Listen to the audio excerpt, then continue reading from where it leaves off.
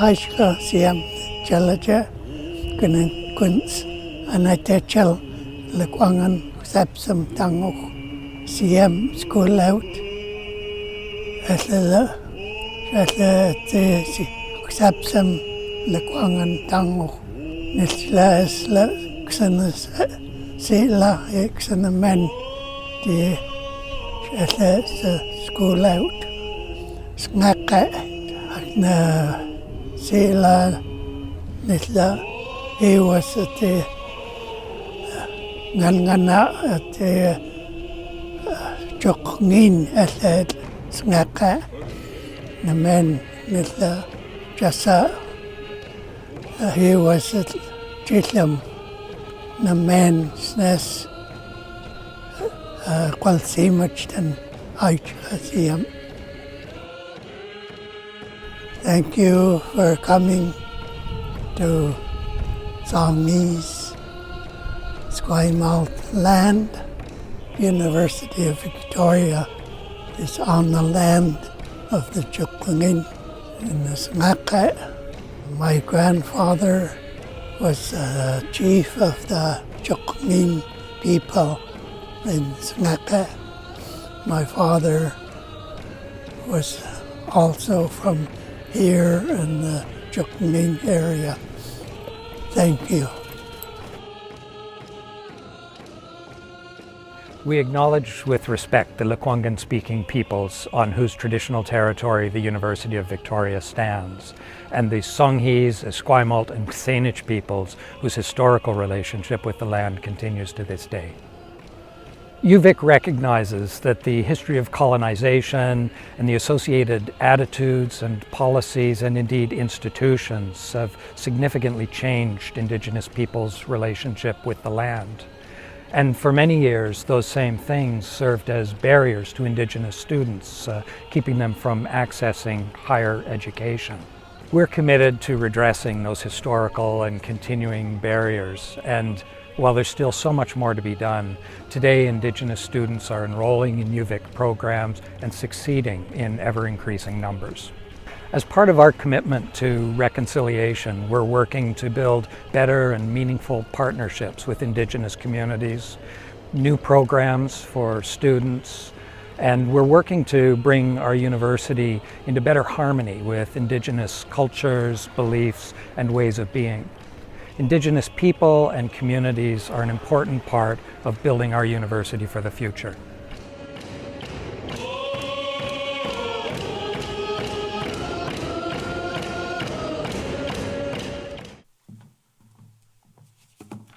Good morning, bonjour, marhaban bikum for those coming from afar. Chief Thomas yesterday evening in the session said that diversity starts with a good coffee, a good cup of tea, and a conversation. So here we are. We're off to a good start. J'espère qu'au cours des prochains jours, vous prendrez plusieurs cafés, que vous aurez plusieurs bonnes conversations entre collègues, entre amis, et puis qu'à la fin de ce forum de Victoria, nous ayons des pistes de solutions pour un monde meilleur. My name is Sébastien Beaulieu. I'm Executive Coordinator for Syria at Global Affairs. I'm based in Beirut, but I'm also Adjunct Professor at the Gustafsson School of Business.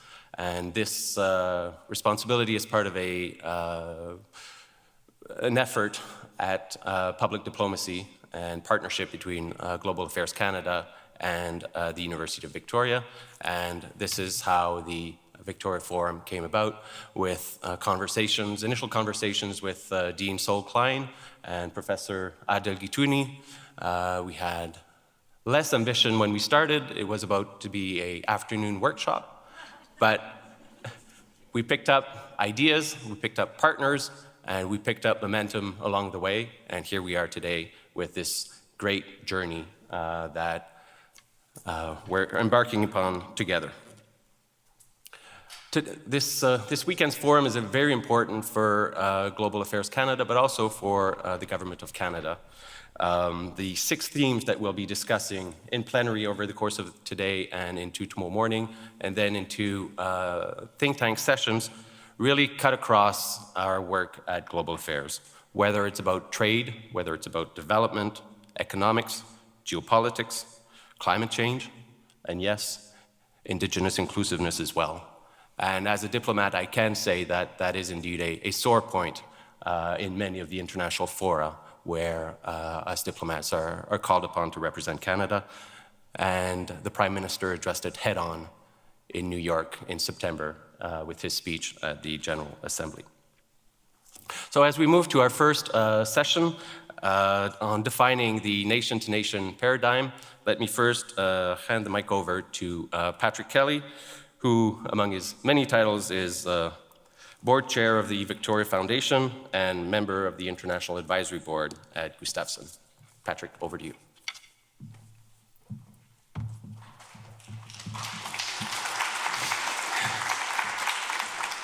Merci, Sébastien. Tsotsin tel squeak, to le camel. My name in our ancestral way is Tsotsin. In 2010, I had the privilege of being bestowed this name from my family, from Camel and Chalis up in the Harrison Lake area. During that ceremony, there were 1,000 people invited to the feast who came. Tsotsin is the male version of the name Tsots, which comes from my grandmother's line on my mother's side, and it's a name that goes back many, many, many generations.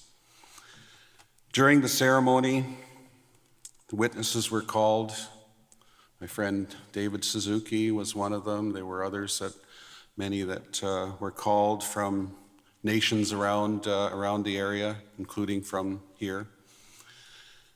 When the witnesses speak to a person receiving an ancestral name, they talk to you about your responsibilities. One of the things that was made very clear to me as a person receiving this honor is that I needed to be able to carry myself in a certain way to honor the name and its history and its meaning of for the family. And that is a lifelong obligation. It is not something that one does this week and kind of forgets about it in 2 weeks. And, it is something that is a lifelong responsibility. Principles are critical to the relationships between people. And you heard that from Elder Marianne Thomas and Chief Andy Thomas and Chief Ron Sam yesterday. And it's critically important for relationships that we're all considering in the context of this session to keep those principles in mind. And respect was a critical one. And if you look at the 4 generations of the ways in which Aboriginal peoples in Canada have been dealt with by the heavy hand of laws and things like that, we have a lot of work to do on the respect side in the relationships between first the Indigenous peoples of Canada and the country. In our protocols, there are some very important things that go on. I recall, as a young man, I was once in Gitxsan territory, and I was facilitating a meeting. And what ended up happening as this one particular chief, a highly respected hereditary leader from the Gitxsan Nation, was speaking. And being a young, impatient, and what I thought was going to be a focused facilitator, I inadvertently made a protocol error in which I interrupted the chief as he was speaking, thinking that I was going to do a good thing and keep the agenda moving. Seriously wrong. And I was called on that immediately by the chiefs in the room, the leaders. And in no uncertain terms was it made clear to me that this is not done. I was showing disrespect to the chief. And upon hearing all of the responses to me for my action, my behavior, and the inappropriate action that I took to show disrespect for the chief, I made immediate amends and offered a gift to the chief, offered my apology in front of everyone right then and there. And, it was a sharp lesson learned for me. One other time, I also made a protocol error. I was in another meeting, and I understand the protocol with leaders is that when senior leaders speak, they speak first. Those of us that are younger, we speak after the senior leaders speak. And in that particular situation, I made the mistake of allowing a younger person to speak before a senior, well-established leader. And I too was called on that one. And, a protocol faux pas on my part. And, I ended up, again, immediately addressing the matter. And I ended up talking, personally to the person with whom I had, done the protocol faux pas, offered him a gift. In both cases, respect was restored because I acted immediately, acknowledged my mistakes, made measures to immediately restore the honor of the people whom I had slighted in some way or another. Yesterday, in the plenary session, we saw some interesting exchanges between members of the panel and a young person who spoke. And at those of you that were there may recall, Chief Ron Sam had asked the person at a certain point during the conversation to please show respect. And it did not go as one would have hoped. After the session was over last night, Elder Marianne Thomas spoke to the young man and had calmed him down and had asked that he consider what he needed to do, which was to formally apologize to the chiefs to whom he had shown disrespect. I talked last night with Chief Andy Thomas, Chief Ron Sam, and that is indeed how they feel. They feel that they were treated disrespectfully.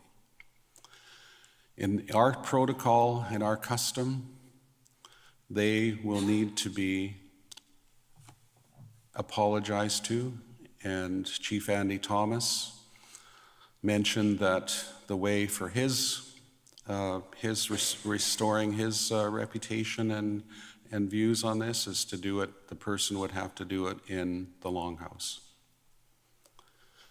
And there are protocols around that. I know the chief of the community where this young man comes from, where he mentioned he was from. I know that chief to be a very honorable man. I just want to mention this to you because, it was an uncomfortable situation for many last night. Certainly for me, hearkening back to my own personal experiences with protocol faux pas that I had done. And so I just wanted you all to know that, because when we talk about respect and building trust and building understanding, our cultures have been around these places now. We have lived for 500 generations.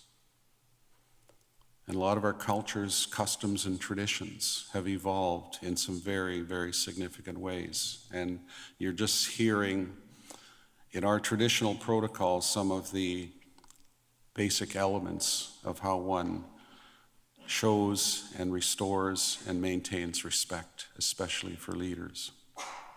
And so I just wanted to share that with you because, we will be following up on this matter to ensure that the young man has the opportunity to learn what respect means and how one deals with respected chiefs and leaders.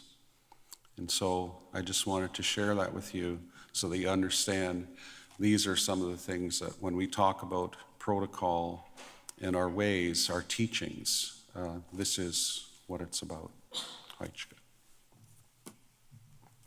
like to, while I'm here, I want to introduce my good friend Miles Richardson, and I think all of you have a bio. He was, he's a citizen of the Haida Nation and Canada. From 1984 to 1996, he was the president of the Council of the Haida Nation. He was also, and I interacted a lot with Miles through this process as well, a member of the British Columbia Claims Task Force that made recommendations to the Government of Canada, the Government of British Columbia, and First Nations in BC on how the parties could begin negotiations to build a new relationship and what those negotiations could include. In October 1995, Miles was appointed a commissioner of the British Columbia Treaty Commission and elected a second term in April 1997. In November of 98, he was then chosen as the Chief Commissioner for the BC Treaty Commission. In 2007, Miles was named an Officer of the Order of Canada.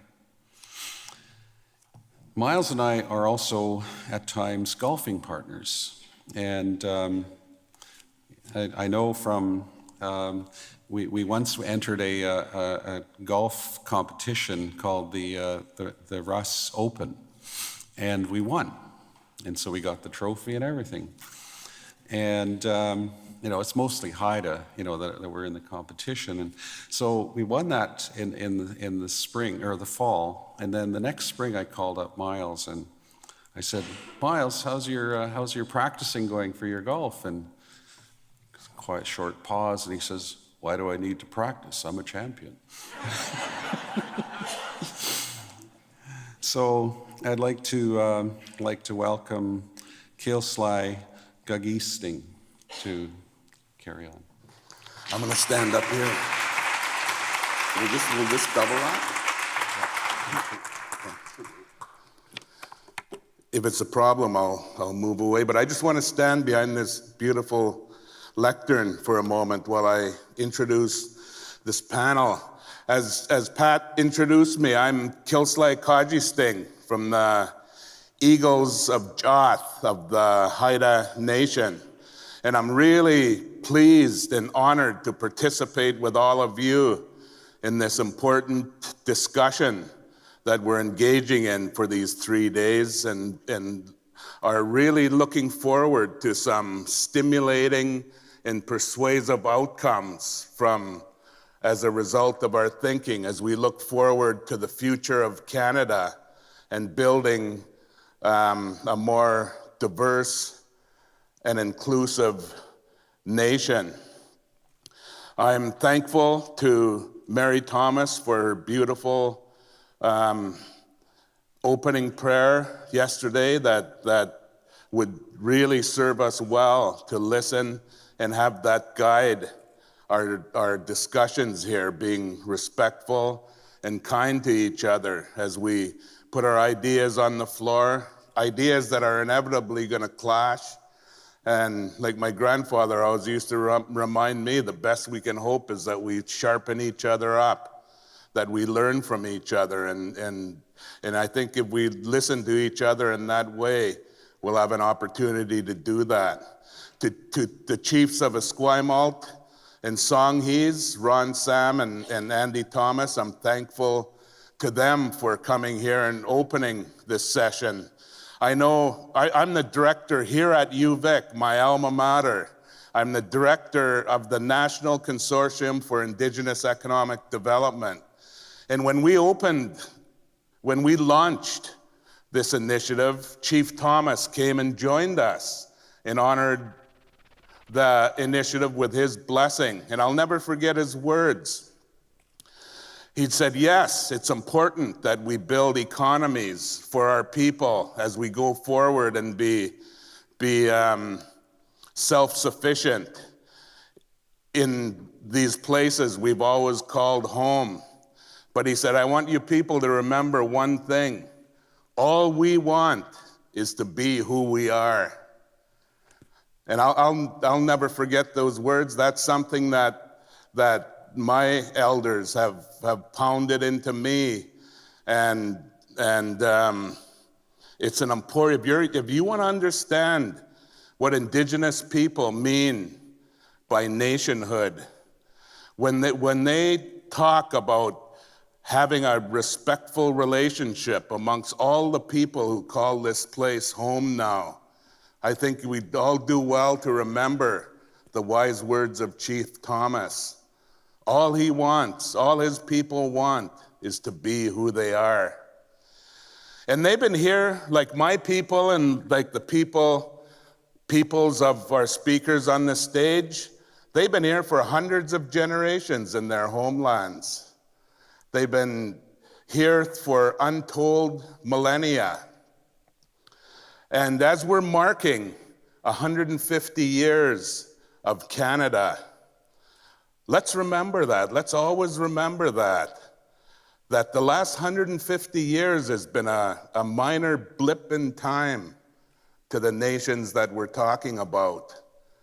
And when we're talking about moving forward and building this proper, respectful, nation-to-nation relationship, as we reimagine this nation-state we're building, let's keep that in mind, that these nations have been amongst the most advanced and sophisticated nations on this earth, with their own ways of being, their own ways of knowing, and their own ways of living in their places in a effective and sustainable way. You know, the scientists say my people have been in Haida Gwaii. They've confirmed with CO2 dating 15,000 years. So since our creation, at least 15,000 years, and many other nations are the same. That's a big amount of time. But here we are today, engaged in this task of building this nation state in this place that we all now call home. This nation state named Canada. And you know, we've made mistakes, and I don't want to dwell on those over the last 150 years. Suffice it to say, we've admitted that what we've done in the relationship for the past 150 years was wrong. We're not going to continue it, is the sentiment. That we're going to change, and the current government has committed to what I believe is exactly the right policy to inform this new relationship. They've committed to a nation-to-nation relationship. And after 150 years of denying the basic humanity of Indigenous people, the basic competence of Indigenous people to have rights and be respected as functioning human societies, that's exactly the right thing to do.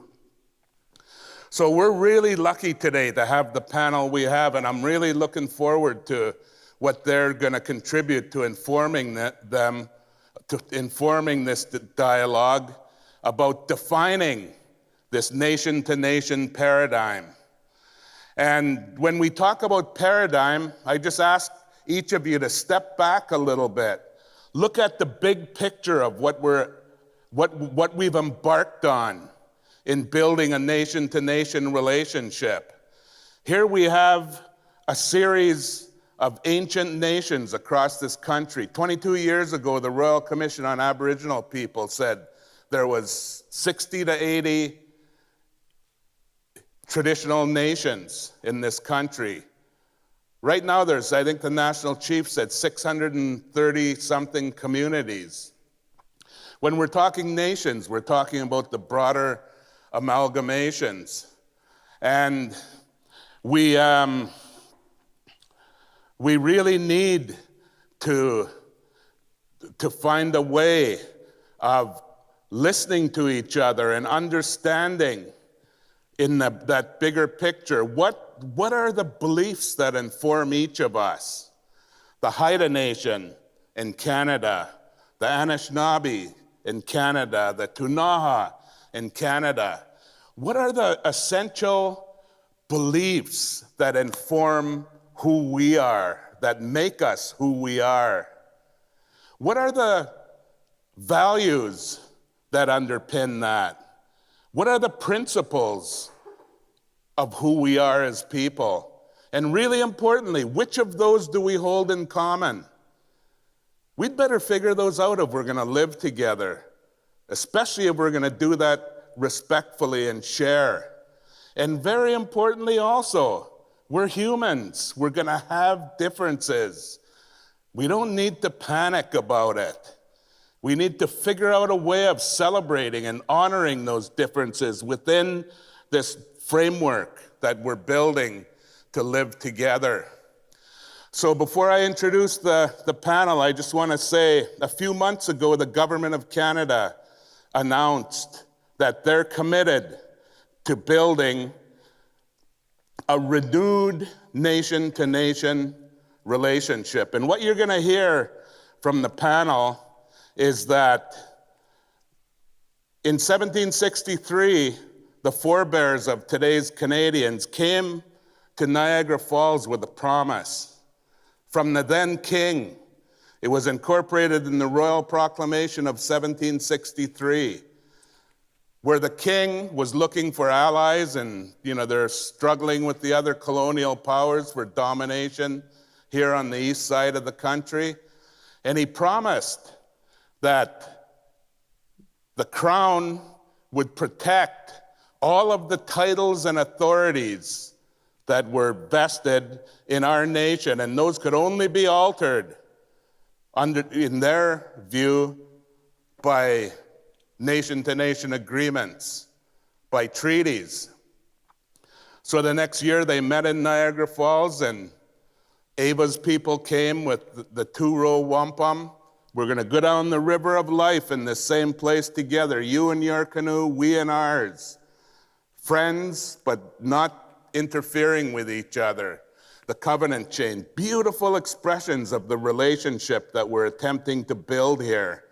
Let's listen to what we could learn from those. But very quickly, the wheels fell off those seemingly good intentions, and Canada adopted a policy of denial and assimilation. So here we are, building this new relationship. Our first panelist who's going to speak is Dr. John Burrows. John is Anishinaabe from the east side of this country, and he's a professor of law here at the University of Victoria of Indigenous law. But John is a very deep scholar on Indigenous law. And I'm really honored to have John here today and to talk about that. I'm going to say a little bit more about that before I sit down and let the panelists speak. But Ava Hill is the chief of the Six Nations of the Grand River, the Haudenosaunee, the Iroquois Confederacy. Really crucial to, if there's any nations on the planet, on the face of this earth, it's the Six Nations, excuse me, Ava. There's Six Nations in the Confederacy. They were allies with the British in coming to Canada. They developed democracy. Their system of government informed the democratic frameworks that are developing around the world. When the United States was defining their nation as they fought for independence, the Haudenosaunee were coaching them, showing them how to build a proper democracy. So we'll hear from Ava, and Dr. Sophie Pierre is, we're so lucky to have her Order of Canada, Order of BC, and just all-around great leader in my view. Sophie has been a leader of the Ktunaxa Nation. And remember, a couple of weeks ago, the Supreme Court of Canada made a decision, and right at the cusp of defining our nationhood, they're protecting their lands from a ski development that's going to be put right in the middle of where the grizzly bear spirit lives. Katmu, they call it. Katmu. And they went to Canada's courts and said, our law bids that this can't proceed. You're going to chase these essential spirits away. And the court said, no, this development must proceed. That issue isn't over. Well, maybe we'll hear a bit of it, but that's an issue right at the cusp of defining this nation-to-nation relationship. So without further ado, I'm really, and let me just say, Dr. Matthew Kuncum had committed to be here. He was the first one who accepted being on this panel and saw the importance of this discussion, and he had a death in his family, and he was in Vancouver and he had to return home. So he'd asked me to send his regrets and say how much he's looking forward to this being a successful dialogue. So John, would you please take 5 or so minutes and address the gathering? Bushun in Dinwe Makani Dog, Nich Nishnabeg, Nich Marsig, Bangietagon in a ta Nishnabem, Gugudi Chunjishna Mayan, Giganos, Indigenous, Neashi, Winigaming and Don Jaba, Nigigan Todem. I'm grateful for the invitation that we have to be able to speak together as friends and learn about the possibilities in this area of nation-to-nation relationships. I'm too grateful for the welcome we received yesterday and the lessons that we learned as we've been together for this short time. As I think about this nation-to-nation relationship, I understand that as Anishinaabe people, we learn about how to constitute ourselves by looking to those who lived on and in this place before us. So we have teachings around fire and water and rocks and insects and birds and fish and animals, and the way that we see these relationships in the world provide guidance for us. There's analogies that we can draw from their behavior. There's sometimes we need to distinguish ourselves from what they do. But as we look to the earth and the waters and the skies, we find processes and we find principles that are accessible for us to construct our relationships as peoples. And this is a significant point, that we will not enjoy reconciliation. We will not see resurgence until we are reconciled with the earth, until we enjoy the resurgence of the healthy relationships that we have with our waters, with our skies, with the rocks, the plants, the animals, the fish, the things that live around us, because they are our teachers.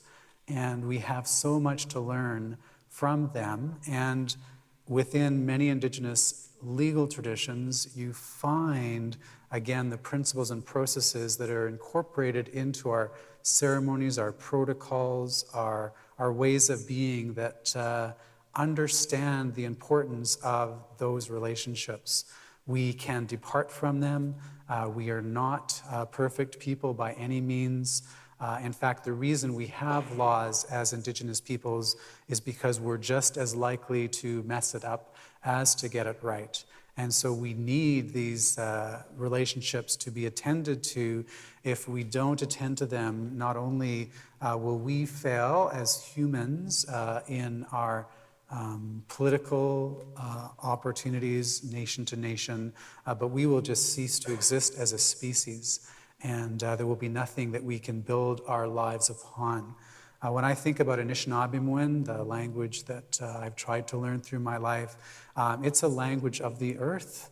The morphemes, 80% of our language is verbs. They're drawn from the sounds of the things that are in our ecosystems.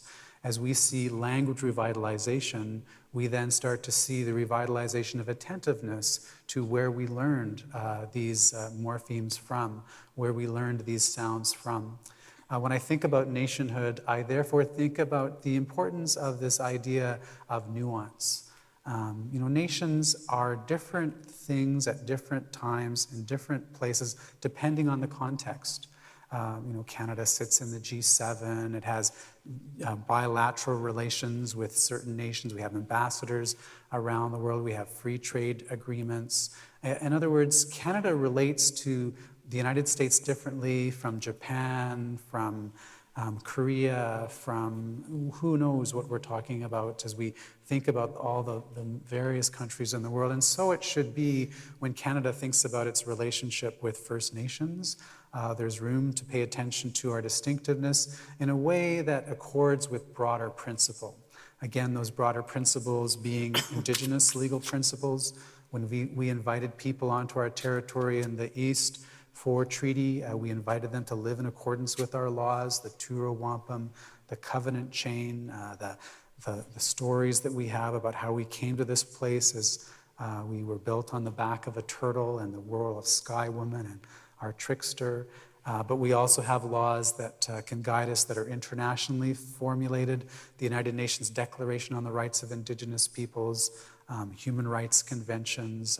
There are also laws that we can think about in the domestic context as we understand principles of cooperative federalism and the asymmetries that are often a part of the way that our political structures are put together.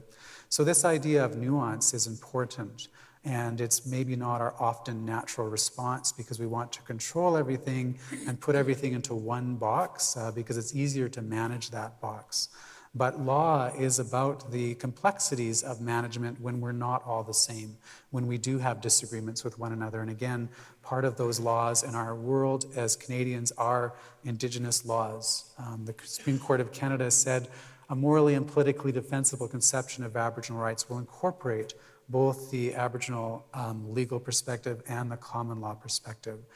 We're talking about a sui generis, or a unique way of putting laws together which see that we're not just a country of common law and civil law, but we have Haudenosaunee and Anishinaabe and Ktunaxa and Salish laws that need to be accessed and implemented if we're going to enjoy healthy futures together. So what I'm saying is nuance is sacred, and we learn that nuance from our relationships that pre-exist us. We need to beware of the danger of a single story. It's easy to get caught up in fundamentalisms and essentializations and one-path solutions, when in fact this idea of diversity and inclusion as embedded in our treaty relationships is about linking arms together, where we can retain our separateness as we join with one another in that way, and therefore there are ways that we also can become similar in those places. When I think about our 7 grandmother and grandfather teachings in the Anishinaabe world, I'm directed by love and truth and wisdom and knowledge and bravery and kindness and respect. And all of those words have stories attached to them. We can talk about them within the language. Zigidawin is our word for love. It actually refers to the mouth of a river. We learn about love by looking at the mouth of a river. What happens at the mouth of the river? You get this great life as nutrients are delivered off of the land into the bays. At that place of delivery, you get the accumulation of a large number of plants, which then allow for the accumulation of a large number of fish, which then allow for the accumulation of a large number of birds, which then sees the animals join them, which then sees the Anishinaabe, the people that lived there for thousands and thousands of years.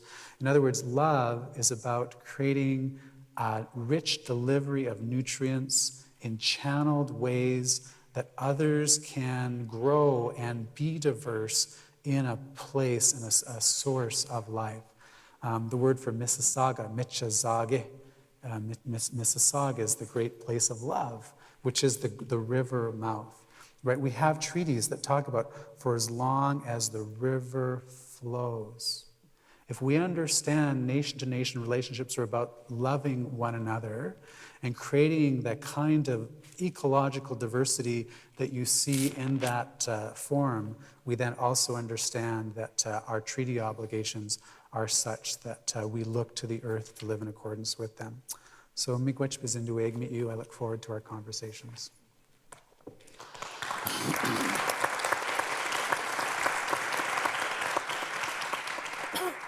Thank you so much for that, John. We'll come back to some of the concepts you talked about after we hear from the other panelists. But I've been involved in this relationship building for 20-something years, and I remember when the treaty process first started, Sophie, John would talk about the importance of Indigenous law, and we'd have forums amongst lawyers. And, you know, the Crown and industry lawyers would have a field day with these notions of stories informing law and ways of knowing, and they'd laugh at it. And John would sit there in his clear, confident, patient way, and, you know, they try to paint him as being out on the fringe. Now, with these ideas, you're right in the middle. Those are amazing accomplishments you've made over the years, and if Canada is really good, we might be looking at the next Supreme Court of Canada justice. I can say I sat beside him. Canada would be a much better place for it. Don't forget us little guys when you get there. So, Chief of the Six Nations of Grand River, Ava Hill. I'm going to use the podium because Great. You'll recall, as Roberta said, when we talk, we like to stand up.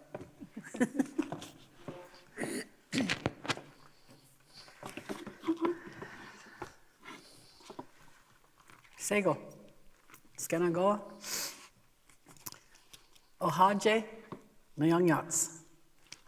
Ohaje is my traditional name. It means along the path. And I'm the elected chief of the Six Nations of the Grand River. I'm very humbled to be here. I give greetings to everyone from my people. And thank you for inviting me to Miles to sit on such a prestigious panel. I just said to Professor Burroughs, once you're in the Supreme Court, don't forget us little guys. Miles has been a long friend of mine, and I was just so honored to be asked by him to come and participate in this panel, so I couldn't turn him down. So I'm so glad to be here, and I just want to talk a bit about some of the treaties that have already been mentioned. We have pre-Confederation treaties at the Haudenosaunee, and as I said to Miles, the Haudenosaunee are comprised of 6 nations. My community is called Six Nations of the Grand River, and that is because all 6 nations reside there. We are the Mohawk, the Onondaga, the Oneida, the Cayuga, the Seneca, and the Tuscarora. Those are the 6 nations. And we come together under the name of the Haudenosaunee. We also come together, are called Ongohoe and Iroquois. So I'll answer to all of those. But we are 6 people who have practiced very sophisticated yet simple democratic principles in our dealings with other nations. And those principles have been conveyed and reiterated through wampum belts. Our treaties are through the wampum belts. And one of the first treaties from the 1600s, it was the Guswenta, or the Two Row Wampum. And the Guswenta is a sacred wampum to us. It is the basis of agreements between Haudenosaunee nations and other nations of people. The first newcomers and all those after were introduced to the Guswenta, or the Two Row Wampum, and they embodies the principles of peace, friendship, and mutual respect. The Guswenta, or the Two Row, is a visual instrument that was made with 2 parallel rows of purple wampum on a bed of white beads. The background of the white beads was meant to symbolize the purity of the agreement and to represent the river of life. The 2 separate rows of purple beads were made to symbolize and encompass 2 separate peoples who were incorporated in the agreement. Between the 2 rows of purple beads are 3 rows of white beads, and these were made to stand for the friendship, the peace, and the respect between the 2 nations. So as much as the 3 rows keep the 2 nations separate, it also binds us together. The 2 rows of the purple beads represent 2 separate vessels, as Miles had said, traveling parallel to each other down the river of life. The Haudenosaunee are in their canoes, which symbolizes our culture, our laws, our traditions, our customs, and our lifeways. The non-Haudenosaunee are in the other, which is the ship, which symbolizes everything that they carry and their cultures, their laws, and traditions. It is also said that each nation shall stay in their own vessel and travel the river of life side by side, and that neither nation will try to steer the other's vessel or to interfere or impede the travel of the other. That's the Two Row Wampum, the Gaswanta, and that is the embodiment of nation to nation, and that is what we need to get back to. One other treaty I do want to talk about, and I'm always pleased when the traditional territory, wherever we are meeting, is acknowledged. And it's been a struggle for us in Toronto to get the proper acknowledgement done. So now you can go there and you can hear Premier Wynne and many others say, "Welcome to the land of many nations." Many nations that came together under the Dish with One Spoon Treaty. Now, the Dish with One Spoon Wampum Belt represents the treaty relationship between the Haudenosaunee Confederacy and the Anishinaabe with respect to sharing the lands and the resources.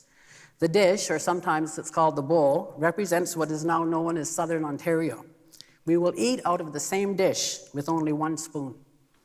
This is to symbolize our role of sustaining the land and the natural resources and treating each other and all living things with equity and respect. And by utilizing the spoon, as opposed to a knife or a fork, which could draw blood, we are consciously choosing to maintain peace between all people who come into agreement under this treaty. The other treaty that was mentioned was the Silver Covenant Chain of peace and friendship. Now, the Covenant Chain represents one of the earliest treaties between the Crown and the First Nations peoples. It established the foundation for First Nations Crown relationships. The belt shows that the Crown is linked by a chain to the First Peoples of this land. And the 3 links of the chain represent, again, a covenant of friendship, good minds, and the peace, which shall always remain between us. The covenant chain is made of silver, symbolizing that the relationship should be polished from time to time to keep it from tarnishing. This was the basis of the nation-to-nation relationship between the British Crown and the First Nations, who became their allies. So according to our Haudenosaunee oral history, this relationship will be everlasting. It will stand as long as the sun shines, as long as the waters flow, and as long as the grass grows green, as long as the Mother Earth is in motion. And as was said earlier, it does need to be polished from time to time, and that hasn't been done for a long time. Miles also mentioned the Iroquois Confederacy, which is made up of a circle of 50 chiefs who come together on a regular basis. They form the governance, and it is built on a consensus building among the elder brothers, who are the Mohawk and the Seneca and the Onondaga, and the younger brothers, who are the Cayuga and the Oneida. They do consensus making and decision making as law, society, and nature, and they're equal partners. And Benjamin Franklin was so impressed by the Constitution of the Haudenosaunee Confederacy, he used that as a model for the United States Constitution. He placed the 13 original colonies under one Grand Council, with the 2-house Congress being similar to the Confederacy elder brothers, younger brothers structure for consensus building. And on the occasion of the 200th anniversary of the signing of the United States Constitution, the U.S. Congress acknowledged the historical debt which the Republic of the United States of America owes to the Iroquois Confederacy and other Indian nations for their demonstration of enlightened democratic principles of government and their example of a free association of independent First Nations. So as Miles mentioned, we are the model that has been referred to by the U.S. government. Now, my community of 6 nations, I want to tell you a bit about that. I know we only have 5 minutes, Miles, but then he said, take as long as you want. No. As I said, we are the 6 nations. We are the largest populated First Nation, because we're 6 nations in a First Nation. So everybody can understand that. But we are the largest populated in Canada. We have 27,000 citizens. 15,000 live in our community. I am the elected chief. I've been on the elected council for 9 years. And I should say, when I first met Miles and Dr. Pierre, I was the executive assistant to a national chief at the Assembly of First Nations. I did some traveling and I eventually went home and I worked for a while and then I decided I'm gonna, because as I was working there with getting to know these guys and others, I was behind the scenes doing all the grunt work, but I was also learning and I was paying attention to what was going on. So I went home and I ran for council. And I was a councillor for 9 years, and I'm just finishing my 4th year as the chief. I just got re-elected last November, actually a year ago today. So I've got 2 years left. So I'm the elected chief, and it's a 3-year term, but we also have our traditional government still in place. Our traditional confederacy is still in place, the Haudenosaunee Chiefs Council. And they have the Grand Council as well in Onondaga, New York, because New York State was our homeland. And the elected council became to be in 1924 in our community, and there are 2 stories about the elected council. One story is that it was imposed on our people by the RCMP at gunpoint. A lot of people choose to still believe that story. Another story is that the people asked for an elected system because they didn't feel that the traditional government was looking after them properly. Nevertheless, we've been there since 1924, and there's always still the butting of the heads. We try to work together, but there is still some discord. And as well, there's other factions in our community. But I feel that there is a role for both of us. There is a role for, as well as to spin-off groups. I think, those of us in our communities know that we always have people who don't agree with what we do and are going to go off and do their own thing. And I have been attempting and will continue to attempt to try and pull us together and figure out what is the role of us all going to be, particularly as we move forward now in this whole nation-to-nation building. I have a number of meetings that I have with the Confederacy Secretary, and I said we need to start engaging our community. Our traditional government is not operating with 50 chiefs at the time, but we want it to be like that. Our people want it to be like that. They carry on our ceremonies and our culture and our language, and we want that back. Our young people want that. They need that identity. When we have our midwinter ceremonies, the longhouses are packed. We've got 5 longhouses on our reserve for each of them, and everybody wants to go there. We want to get that back. So we need to come together, and now is the opportune time to do that. Now that we have a federal government in place that says no relationship is more important than that, than the one with Indigenous people, and that he wants to work on a nation-to-nation basis. And if we want to get out of the Indian Act, we need to talk to our people and say, okay, because that's one of the things that the Confederacy always says. We can't work with you until you get out of the Indian Act. I said, okay, if we get out of the Indian Act, the government's going to be happy, because it says the Indian Act is for Indians and lands reserved for Indians, and if it's not there, then they're not responsible for us anymore. So what are we going to do to replace it? I don't know if some of you know Professor Shinamai. He's an old friend of mine from Osgood Hall. He wrote all those Indian Act annotated books, and he came to our community and talked to us about the Indian Act and what its purpose was. And basically, it's the vehicle that the government used to transfer money that they rightfully owe us for the land that they stole from us. They have that fiduciary responsibility. So if we get rid of that, how are we going to get that money that they rightfully owe to us? They have the responsibility to give to us. There are also some sections in that act, one section that everybody likes, which is Section 87, which gives us tax exemption. So we really need to figure out, and I remember, Justice Wilson Raybould saying, if we get out of it, what then? What do you want to replace it? So we need to have some serious discussions. I talked to our Confederacy chief about that and said, we got to talk about this. And we need to all talk about that as a people. So just quickly, one thing I want to talk about is my community, the elected council, has joined together with the other 6 Haudenosaunee communities in Ontario and Quebec on this side of the border, because we also have our brothers and sisters still in New York State, and some and the Oneida in Wisconsin. But the elected councils of the 7 Iroquois communities, or Haudenosaunee communities, which is 6 nations, Ganawagi and Ganasudagi, which are in Quebec. Ganasudagi is Oka, Tyendinaga, Akwesasne, Wata, and Oneida. We have been meeting together under the banner of Iroquois Caucus for a number of years. as the elected. And we have reached out to our traditional, we have some meetings with them, and we hope to continue that. But we are now going to take this whole concept of the nation to nation, and we are preparing a position paper. In fact, I just saw a draft this morning that we retained someone to do. And I talked to Minister Bennett a couple of weeks ago, and I said, we are preparing a position paper. We're going to come and talk to you, and we are going to tell you what nation to nation means. Because if we don't start defining it ourselves and going and telling them, they're going to figure out what they're going to try and tell us because they don't know what to do.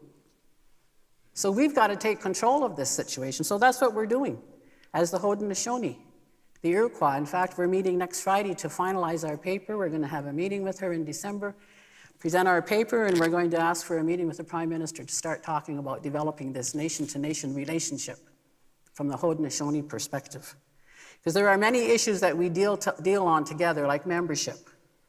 We want to talk about economic development and trade, because part of being that nation, as Miles has said, is building our own economy and making our communities sustainable. We want to talk about border crossing.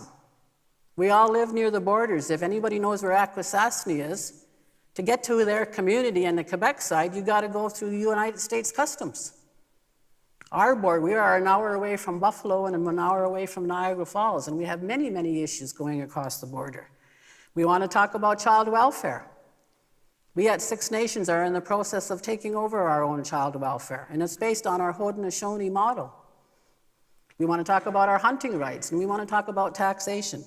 So we're going to talk about all these things with them based on the nation to nation, and we're going to use the tools that are there. We're going to use the UN Declaration. We're going to use the Constitution. We're going to use whatever we can to get down and develop our own process and start working for them. I know that the Assembly of First Nations is there, but Assembly of First Nations doesn't speak for us. We speak for ourselves. Assembly of First Nations is an advocacy office. And I remember former National Chief Elliot saying his role as a National Chief was to open the door for us. And I said, yes, it is. And once you get that door open, get the hell out of the way. Don't slam it in my face, because we're prepared to go in and start doing that, talking ourselves. So I just want to say the other thing, just on that, I know that there's a lot of organizations and institutions out there. And I know there's a lot of them out there. Like Indians are big business. Okay. Okay, I'm going to wrap it up.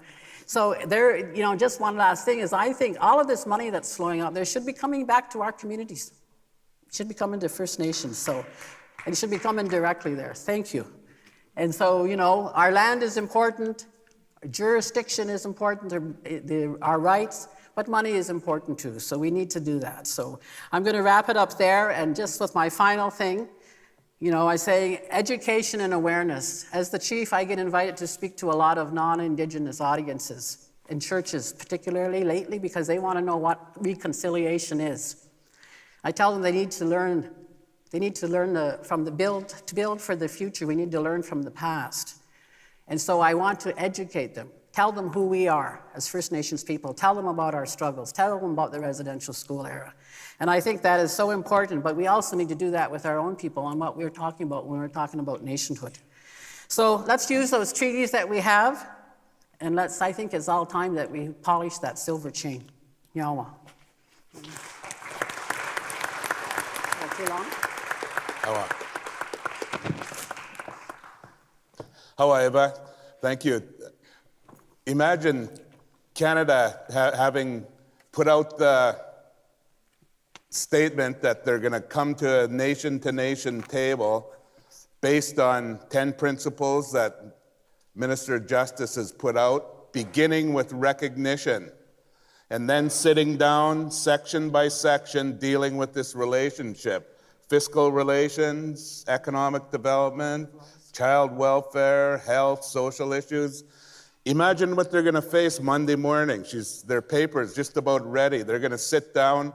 We're going to see if the federal government is serious, and I believe they are, we're going to see progress on this new relationship growing, this nation-to-nation relationship coming forth very quickly. And I really hope that Canada is ready, and it's going to be a good thing. So our final panelist is Sophie Pierre, who's a respected advisor to the Ktunaxa. And I know one thing Sophie and I share in common is we've both been Chief Commissioner of the BC Treaty Commission. And you know, I toiled away I used to be the longest serving Chief Commissioner for 7 years, trying to get treaties, and finally I moved on. I don't even know if we achieved one. I think we had, a couple of terms later, Sophie comes in. Within 2 days, she had concluded her first treaty. So when people say it's time for women to take over, I know what they're talking about. Sophie Pierre. Thank you very much, Miles. It's a true story. Yeah, it is a true story. However, I didn't really have all that much to do with it. I just happened to be in one of those right place at the right time. And I feel like that again today. I'm in the right place at the right time. I want to thank Miles for the invitation to be here with you. And if you don't mind, I am just going to sit here and have a little chat. I first of all want to acknowledge and express my gratitude to the Songhees and the Esquimalt people for once again allowing me to come on into their territory and spend some time. It's always a pleasure to be here. And it's a pleasure to visit with any of the Indigenous lands across this country. I had an opportunity when I was very, very young with very small children to live here in Victoria for 2 years while I got my education, my college education, because at that time we didn't have any colleges out in Cranbrook. We do now, and it's a great one called College of the Rockies. So we're talking about this new relationship, which really is based on a very old relationship that has been a bit, maybe not so much dormant, but it's been kind of put aside for a while. Because you've heard from Dr. Burrows and you've heard from Chief Hill, about how the relationship has developed since time of Confederation. So how have we protected, as Indigenous people, how have we protected our nationhood in particularly these last 150 years? That's what I want to talk about briefly. I want to introduce you to my people. I am Ktunaxa. Our land is in the British Columbia part of it, and the Canadian part of it is in the southeast corner of BC. And we also have Ktunaxa in Montana and in Idaho. And we have protected our nationhood over those years simply by being what the chief said yesterday, being who we are, continuing to be Ktunaxa. And how do we do that? There are really 4 major ways. First of all, is through our language. Our Ktunaxa language, which I will share a little bit with you. It's also through our land, of course, and where we are. And our land is very much, and our language is very much connected. Again, I'll show you what I mean by that in a few minutes. We're also connected by our culture. And within that culture is our spirituality, which Miles had mentioned briefly, in terms of what we are doing to protect Qatmuk. And finally, it's through how we govern ourselves to ensure that we continue to be who we are within Ktunaxa territory.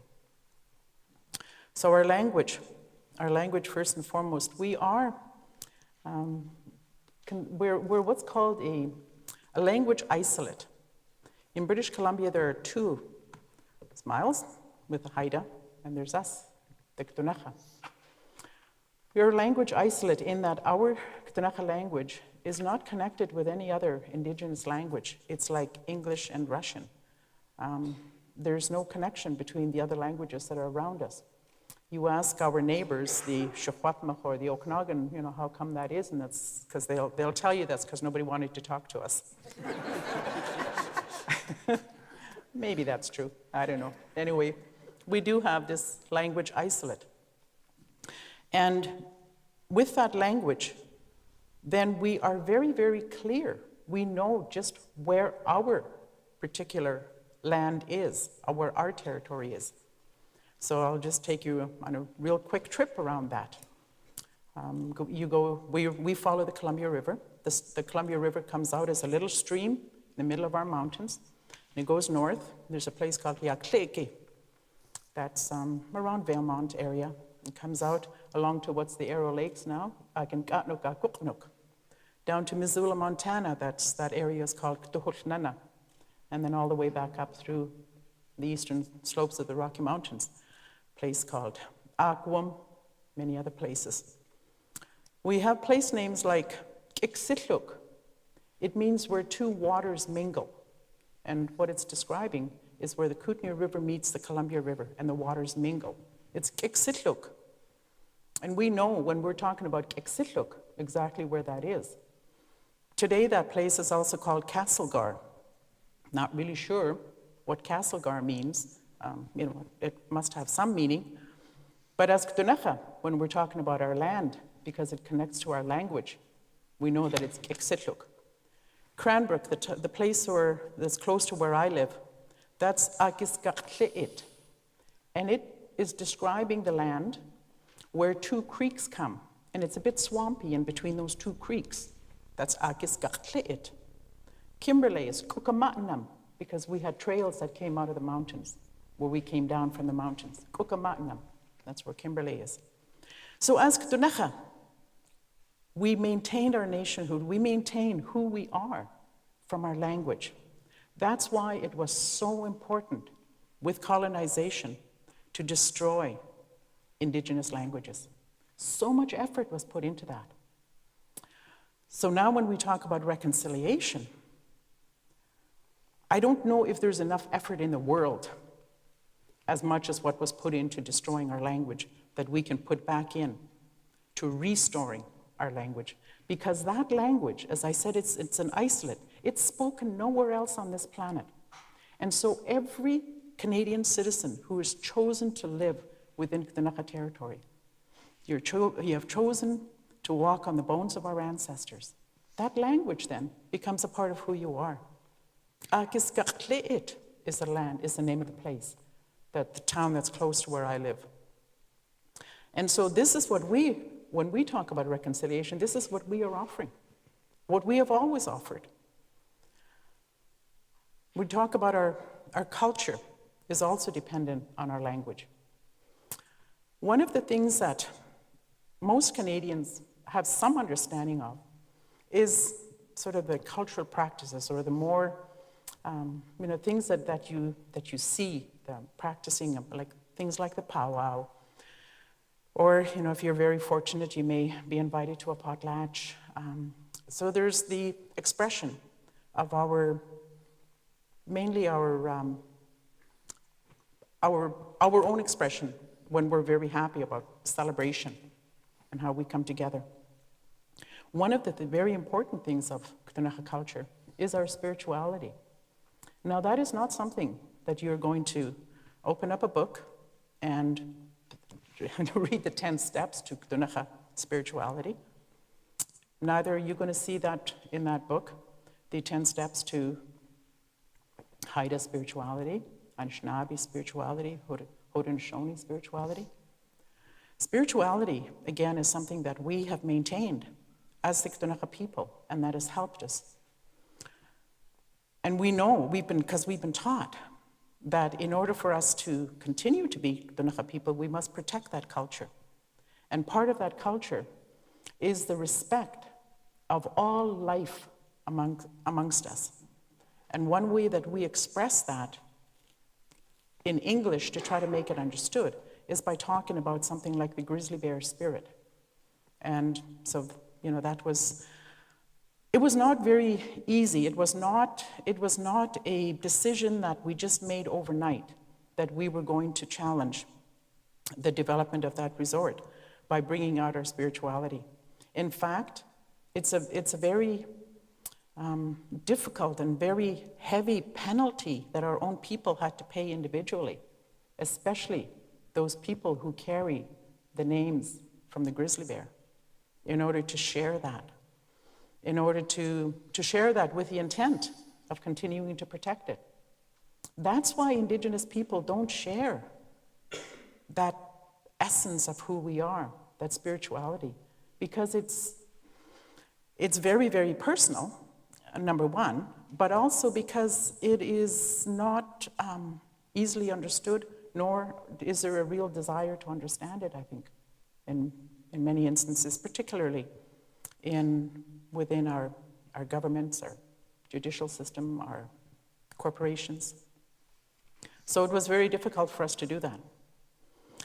It doesn't mean that our responsibility to protect Ktunaxa has been in any way lessened.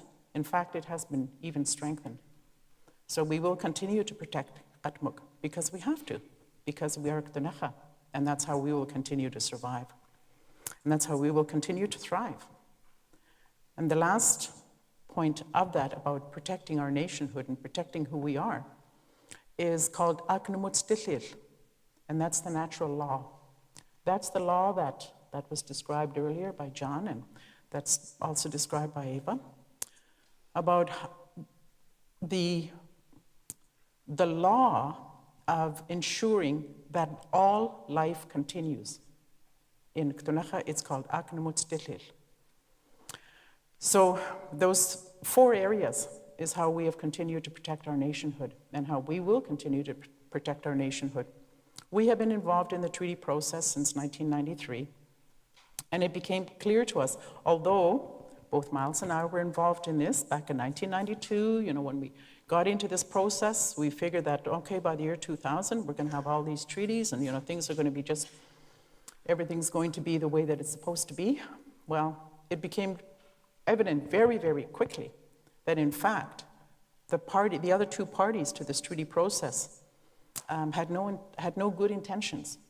And so quite a ways from, right at the beginning, our chief negotiator, Ktunaxa, with our elders said, we may not end up with a treaty, but we are going to use this process to rebuild our nation.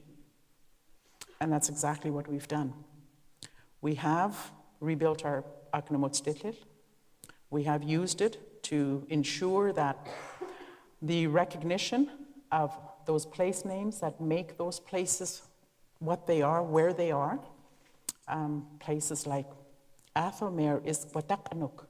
It means where a lake forms into a river, starts as a river. It's Ktunaxa. And people in Ktunaxa know that. They still call it Athelmere, but they also know that it's Ktunaxa. So we've used the resources that we've been able to access through the treaty process to rebuild our nation and to share what makes us Ktunaxa, so that the people who choose to make their homes in Ktunaxa Amakis, then will continue to know that they are in Ktunaxa Amakis. And we've used that process also to ensure that some of the proceeds of those resources, as Chief Hill was talking about, are shared with our nation, as they should always have been, but of course they weren't. And so now we have these impact benefit agreements, we have revenue sharing agreements, and we've used that to rebuild our governing structure. Our governing structure is based on our vision statement of who we are as a people, but that vision statement is built from our creation story, because our creation story is really where we get Aknumutstilil. All the lessons of who we are as Ktunaxa are built into our creation story, because the creation story was, of course, when we moved from the animal world and humans were introduced. And so all of our laws come from that. So as you take each of these stories, you build up the laws on how we relate with each other, the laws of how we protect our children, the laws of how we protect our land, the laws of what my responsibility as a grandmother is. There are those very strict laws, and those are based on the times when the grandmothers, that there was an attempt to interrupt the grandmother's responsibilities and what happened. So all of those are that's what creates and that's what holds together our nationhood. And so that's what, God, it's only 4 minutes left. I don't know where the time went. I just got started. Thank you.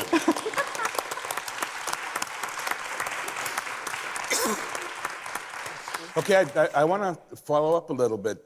John, thank you very much, Sophie. You know, each of us up here, and there's many other nations in this house here, are distinct nations. And you heard the stories. You know, our nations are as distinct as any of the nation states of Europe or Asia or Africa or anywhere. We're all unique in our own place, but we do have things in common, as do all humans. And we got to suss that out as we go to reimagine this nation state we're building here in Canada. But John, I just wanted to ask you quickly, in 1763, the British king sent emissaries to Niagara Falls with seemingly good intentions to do this nation-to-nation relationship. What went wrong, and what can we do today as we look forward to make sure that we don't repeat that mistake? Last night we heard Lisa Helps talk about what's happening here in Victoria to try to develop a relationship with the local peoples, First Nations here.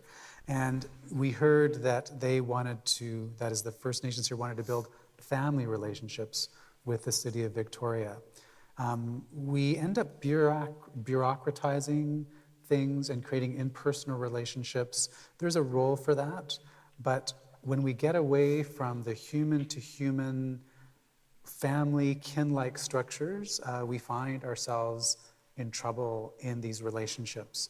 And so it's not to say that they're either or, it's to try to find both ways of proceeding, that we would cultivate a sense of love and family and care and respect for one another at the same time that we have processes that ensure that those who are going to be abusive or work against those who are vulnerable can also be taken care of by those overarching principles. So I think what went wrong is that we stopped treating one another as brother and sister. What's the role of law in holding that together? Given that happens on the ground, and you know, if we look around this room, there's a will to do that, and in places such as this, I've seen it right across British Columbia, I've seen it across this country. So what's the role of law in holding that together as we law build operates on many scales, and we've focused on this national scale, and it's been a very unhealthy focus through the Indian Act designed to assimilate Indigenous peoples. We need to have a revitalization and resurgence of the national structures, as the 10 principles talk about that you've referenced, which would help us in that regard. But we also need law that's regional and that's focused on the Ktunaxa, the Haudenosaunee, the Anishinaabe. We also need our international law, the United Nations Declaration on the Rights of Indigenous Peoples, and not seeing these as separate things, but seeing them as something that can be wound together in a braid that creates the strength as those various parts, local, regional, national, international, come together. Thank you. Eva. Yes. Canada has made some big commitments, some big pronouncements about being serious about this nation-to-nation relationship, starting with recognition and then sitting down and fleshing out this relationship. You're going to that table in a few days. How are you going to know? How are you going to go back to your people? What would indicate that they're serious to you as a leader? We need to have something tangible that we can take back to our people. And I've had some preliminary discussions with our counselors and some people, and it's a huge thing. There are many issues. And I think that if we start with one issue that would affect all of our communities, and we can come to some resolve on that issue, and we can go back and show our people, because they need to see something. What might that be? The one we're going to look at is border crossing, I would think. You know, Akwesasne, as I mentioned, is our brothers up there. They're all Mohawks. It's just a complete mess, the way they have to travel around. as in our community, because we've already started work on it. I have already done a lot of work with the Canada Border Services Agency. I've done a lot of work with the Department of Homeland Security, as have all of our communities jointly. We've met with them and we've said, these are the issues, these are the problems. I have them both agreeing to come into our community and talk to people and have a community meeting. We've had a meeting with the Minister of Public Safety. We know that Canada does not recognize the Jay Treaty as the US does, but they are willing to sit down and look at developing policy changes and going in line with the review of federal laws and policies. So we want to use all that to sit down with them and put our heads together and say, let's get involved in that. In fact, there is a Chiefs Committee on Border Crossing, and I'm inviting you guys to sit on it. I've extended an invitation to Chief Clarence Louis to sit on that. Because we need more people. We're both cross-border nations. Yes, also. we need more people there to help us, not just the Haudenosaunee. But that is one issue that's very dear to us because we're so close to the border and we go back, particularly at Aquasas. Listening to your presentation, I bet you what you said about the Indian Act, I bet fiscal relations is going to be right up there at the top of your list also. Well, the other thing we have is, our homeland was in New York State, and because we were the allies of the British during the Revolutionary Wars, Sir Frederick Haldimand, we had the Haldimand Deed, which granted us 6 miles on either side of the Grand River from its mouth to its source, which was 950,000 acres. Our land was stolen, it was given away, or it was sold by the Indian agents of the day, and we've never been compensated. And now we're only on 45,000 acres. And so we've got a solution. We've been trying, we're in court, but we're trying to, they use that old line, we can't negotiate when you're in litigation. Well, that's BS. We're gonna negotiate. We got our guys at the table now doing exploratory discussions, and we have a global solution. And that global solution is a direct transfer payment from the federal government right to 6 nations, the same as they do with the provinces. So the fiscal relations is part of that. Because if you look at our global solution, then the money they owe us in today's dollars would bankrupt this country. So let's do it on an annual basis with escalators every year. That's another thing we're pushing. Get ready, Canada. So each nation will have different priorities as they go to the table. I think that's a really good illustration. I mean, my people, the Haida Nation, before there even was a table, we made land and marine use our top priority. That if we were going to straighten out this relationship with Canada, we had to look after our common life source. Haida Gwaii, the lands and oceans and airspace of Haida Gwaii, that's where we started. Even without that table, we've sort of, we're about 80% of the way there. So these tables could really move these issues forward and quickly. And if the will that's being talked about actually manifests itself. So Sophie, we've been banging our head against this nation-to-nation wall all of our careers, you and I. When the BC Treaty process started in 1991, I was certain that we'd got to the point we're talking about being at today. That was 23-something years ago. If there's one thing that civil society, academia, the people gathered here could, as a follow-up from this discussion, persuade Canada to make moving forward seriously, to truly manifesting this nation-to-nation relationship, what would that be? Well, when I was Chief Commissioner, I always said that the true essence of this nation-to-nation would be treaties that are honorably, treaties that are fairly negotiated and honorably implemented. And I think it hasn't changed. My understanding, my message continues to be that.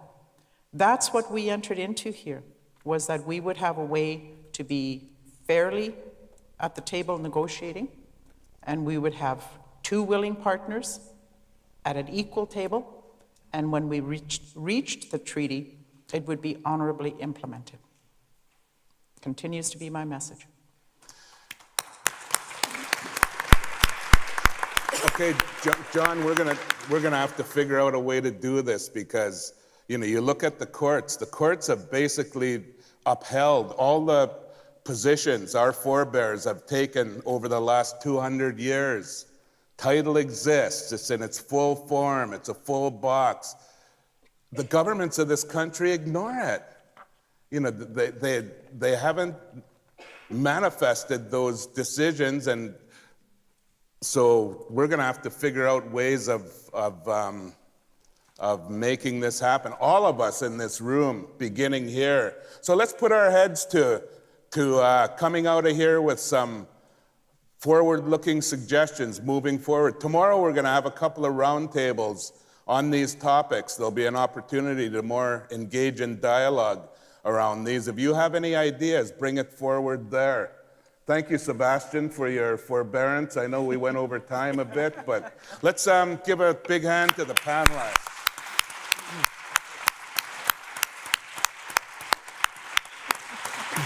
Merci beaucoup, Miles. Rassembler un panel extraordinaire, et merci à tous les intervenants pour vos interventions et aussi pour vos allégories qui vont nous permettre de redéfinir ce paradigme de nation à nation. Je garde vividement en tête les images de chaînes d'argent, de canaux qui descendent les rivières et de rivières qui coulent éternellement.